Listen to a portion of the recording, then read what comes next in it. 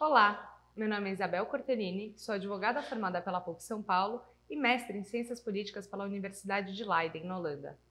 Eu convido vocês a conhecer melhor o princípio do acesso à justiça, suas garantias e barreiras. A nossa Constituição Cidadã prevê o princípio do acesso à justiça lá no inciso 35 do artigo 5º, que diz: a lei não excluirá da apreciação do Poder Judiciário lesão ou ameaça a direito. Fecha aspas.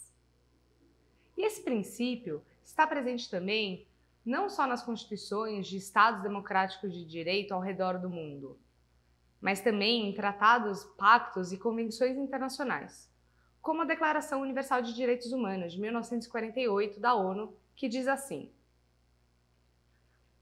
toda pessoa tem direito a recurso efetivo para as jurisdições nacionais competentes contra atos que violem os direitos fundamentais reconhecidos pela Constituição ou pela lei.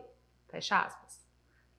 A ideia, de maneira geral, é que por meio dessas jurisdições, isso é, por meio do Poder Judiciário, seus tribunais e juizados, qualquer pessoa pode acessar justiça e ter seus direitos garantidos. Afinal, o Poder Judiciário é o guardião maior dos direitos, a garantia das garantias constitucionais, como diria Rui Barbosa. Isso porque o Poder Judiciário vai falar de quem ou o que é o direito no caso concreto e providenciar a tutela jurisdicional. O juiz não julga apenas, ele ampara os direitos. Na sentença, ele também ordena, ele dá uma ordem a ser cumprida e que tem eficácia para balancear e cuidar dos direitos. Em outras palavras, os magistrados, como a gente também chama os juízes e desembargadores, eles vão resolver conflitos visando manter a paz social e resguardar os direitos de seus cidadãos, tanto direitos individuais como coletivos. Desse modo, o que se busca é produzir resultados que sejam tanto individual quanto socialmente justos. Há também quem chama esse princípio do acesso à justiça de direito de ação ou princípio da inafastabilidade da jurisdição. Esses nomes não deixam de refletir, ainda que de forma um pouco mais estreita, mais reduzida, a ideia de que o cidadão sempre pode provocar o Estado, que o cidadão tem o direito de ação e o Estado, e a gente pode até falar de Estado juiz, ele vai ter que responder a essa provocação. Ele não pode se afastar e deixar de reparar uma violação de direitos aplicando sempre a lei no caso concreto. É importante lembrar que um Estado de direito é sempre o Estado que vai ter que fazer a justiça e pacificar aquela questão. No entanto, por mais que os cidadãos não possam fazer justiça pelas próprias mãos, os cidadãos eles sempre vão ter que agir e provocar o Estado. E isso é o que a gente chama de princípio da inércia do judiciário. O poder judiciário só pode agir se for provocado por uma das partes, salvo algumas pequenas exceções previstas em lei. E uma vez provocado, o judiciário precisa apreciar e julgar. Ele vai ter que examinar e decidir sobre a violação ou ameaça de lesão a direito de uma das partes. E como o mero reconhecimento formal ou a positivação de direitos não implica automaticamente na sua efetivação prática, na sua concretização e respeito pelo Estado, quem se vê impedido de acessar o sistema de justiça acaba podendo ter todos seus direitos ignorados ou até pior, violados pelo próprio Estado. Justamente por isso, para garantir e não apenas proclamar os direitos de todos, a Constituição também traz alguns mecanismos que efetivam esse acesso ao sistema de justiça, sempre visando proteger e concretizar direitos muito caros, muito importantes para o Estado democrático de direito, e também para a democracia e para o próprio exercício da cidadania.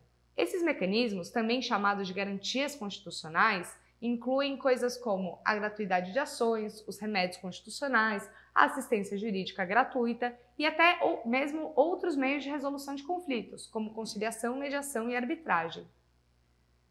É muito importante a gente compreender os desafios e entraves para o acesso à justiça, até para a gente poder analisar melhor a natureza dessas garantias constitucionais. E não dá para falar dos desafios de acessar a justiça sem citar os estudos de Capelletti e Gatti, autores do Projeto Florença. Esse projeto, publicado no final da década de 70, em inglês, aqui no Brasil ele foi traduzido em 88, consistiu na maior pesquisa mundial sobre o acesso à justiça e que ainda hoje influencia significativamente as reflexões acerca do tema do acesso à justiça. A pesquisa deles identificou 3 grandes grupos de entraves para os cidadãos buscarem justiça por meio do judiciário e também 3 ondas reformistas que surgiram para contornar esses entraves. De forma resumida, a gente pode falar que os entraves são econômicos, organizacionais e processuais, apesar dos autores não usarem esses nomes. Os entraves econômicos não levam em conta apenas os altos custos envolvidos numa disputa judicial, de taxas a honorários advocatícios, mas também consideram fatores socioculturais, como capacidade econômica, educação, meio e status social. Isso porque é real que o preço alto afasta as pessoas, mas a própria ausência de informação faz com que um cidadão mal identifique seu direito, o que dirá ir buscar e reivindicar esse direito no judiciário. Por outro lado, os entraves organizacionais dizem respeito à defesa de interesses difusos e coletivos, como o direito ao meio ambiente sadio, o direito à paz ou o direito dos consumidores. Pela própria natureza desses direitos, que tem diversos titulares, grupos que podem ou não ser identificados, é muito difícil que esses titulares se organizem em grupo de tal maneira para apresentar suas demandas e terem efetiva tutela desses direitos. Até mesmo se uma única pessoa quiser encampar essa disputa judicial, ela pode ser desencorajada em razão das barreiras econômicas e relações interpessoais, já que disputas envolvendo os direitos da coletividade, em geral, são super complexas, complicadas, longas e custosas. E por fim, a gente tem as barreiras processuais. A morosidade, a demora de um processo, junto com o formalismo exagerado, acabam afastando as pessoas de buscar justiça no judiciário e minando a própria efetividade da resolução do conflito e da realização do direito. Afinal, justiça que tarda, falha, e justiça que não chega, não existe. De maneira geral, os entraves ao acesso à justiça revelam um padrão.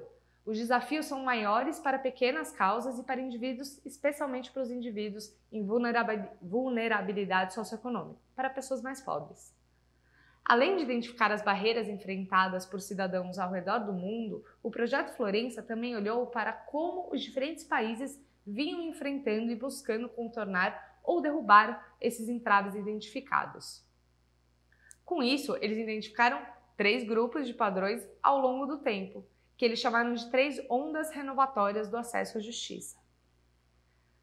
A primeira onda é ligada à preocupação com os altos custos do processo judicial e também dos honorários advocatícios. Então, além de consistir na gratuidade de algumas ações, de certidões e de remédios constitucionais, como habeas corpus, por exemplo, essa primeira onda também vai dizer respeito ao provimento de assistência jurídica integral e gratuita, tanto por instituições privadas, fazendo pro bono, quanto pelo próprio Estado.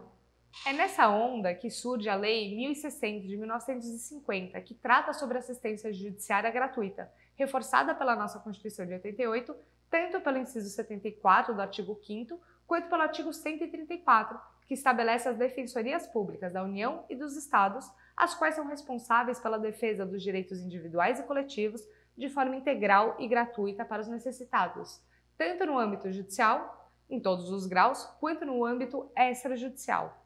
A segunda onda vai endereçar os problemas de ordem organizacional, ajudando nos desafios de representação na defesa de interesses difusos e coletivos. É nessa onda que são construídos e adaptados os procedimentos judiciais de defesa desses direitos, os quais são bem diferentes dos direitos individuais. No Brasil, a gente tem a Lei de Ação Civil Pública e o Código de Defesa do Consumidor como grandes exemplos dessa segunda onda renovatória. A representação desses direitos difusos acaba sendo exercida normalmente pelo Ministério Público ou associações representativas. Agora, a terceira onda trata de um conceito mais amplo de acesso à justiça, de modo a contornar as barreiras processuais, focando em celeridade ou a rapidez da tutela jurisdicional, investindo na diversidade de instituições e mecanismos para resolver e até mesmo prevenir os conflitos. Essa onda reconhece a necessidade de se relacionar e adaptar o processo judicial ao tipo de disputa, olhando o papel e a importância dos diferentes atores e fatores envolvidos para projetar mecanismos e instituições eficazes para lidar com uma disputa complexa. A antecipação de tutela surge nessa terceira onda, por exemplo. Esse instituto nada mais é do que a resolução judicial de um conflito de maneira provisória e satisfativa, e que precisa ser confirmada, mas ela visa justamente a celeridade judicial e evita que o direito sofra qualquer dano. Claro que tem alguns requisitos para cumprir, para a tutela antecipada acontecer, mas a ideia geral é que ao longo do processo não haja danos irreparáveis ou de difícil reparação, por conta da própria duração do processo, que pode durar 3, 5, 10 anos, se não mais. Nesse sentido, vale mencionar o direito fundamental à tutela jurisdicional efetiva, isso é, o direito de conseguir um amparo judicial que consiga transformar e resolver a disputa existente. E a gente tem também o direito à razoável duração do processo. Esses dois princípios são princípios do processo civil e eles estão contidos dentro dessa ideia maior de acesso à justiça. Além da tutela antecipada, a gente também pode falar da criação dos juizados especiais, tanto cíveis quanto criminais, em 1995. Esses juizados têm o intuito de proporcionar uma prestação de tutela simples, rápida e econômica para casos de menor complexidade. E o que seriam casos de menor complexidade? Bom, na esfera civil são aqueles casos que o valor não passa de 40 salários mínimos, sendo que nas causas de até 20 salários mínimos não é obrigatória a assistência de advogado. E a partir de 20 salários mínimos até 40 salários mínimos é obrigatório ter um advogado. Se a gente for falar de penal, os casos analisados pelos juizados especiais criminais, eles envolvem contravenções penais ou crimes com menor potencial ofensível, que a pena máxima não passa de 2 anos, mas sempre excluídos os casos de violência doméstica e familiar. Pautados pela oralidade, simplicidade e informalidade, os juizados especiais são mais acessíveis a todos, sendo mais acolhedores e permitindo a participação ativa dos cidadãos. As partes e o juiz devem buscar, sempre na medida do possível, a conciliação, ou seja, o acordo entre as partes. Na área penal, o que se busca é a reparação dos danos sofridos e a transação, quando o acusado aceita cumprir imediatamente a pena, e essa pena, sendo sempre que possível, não privativa de liberdade, como prestação de serviço à comunidade ou prestação pecuniária, por exemplo. Mas dependendo da infração cometida e dos antecedentes criminais do réu, é possível sim que seja determinada uma pena privativa de liberdade. E, além dos juizados, a gente também vê um crescimento e um estímulo a outros meios de resolução de conflito, como a conciliação, a mediação e a arbitragem. É verdade que já houve um certo burburinho, um certo auê, discutindo se esses meios não violavam o princípio constitucional da inafastabilidade do controle jurisdicional. Mas essa questão já foi pacificada. Como eu falei agora há pouco, esse princípio está contido no princípio do acesso à justiça e ele tem que ser compreendido nessa visão mais ampla. Além do mais, no final é o cidadão que escolhe resolver seus conflitos por esses meios alternativos. Inconstitucional seria obrigar alguém a escolher ou ir por esses meios.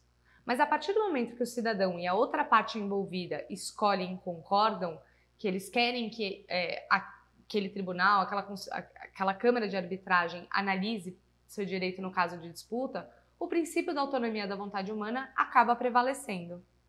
No Brasil, o último relatório do CNJ, Justiça em Números de 2020, mostrou que 12,5% dos processos foram solucionados pela via da conciliação, um aumento que indica a confiança e a preferência dos cidadãos por processos mais rápidos.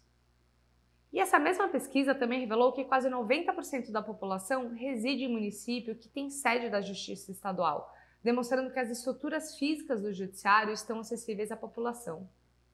No entanto, uma outra pesquisa, realizada no primeiro semestre de 2017 pela ICJ Brasil, apontou que 73% dos entrevistados declararam que é muito difícil utilizar a justiça. Portanto, a gente ainda tem chão pela frente.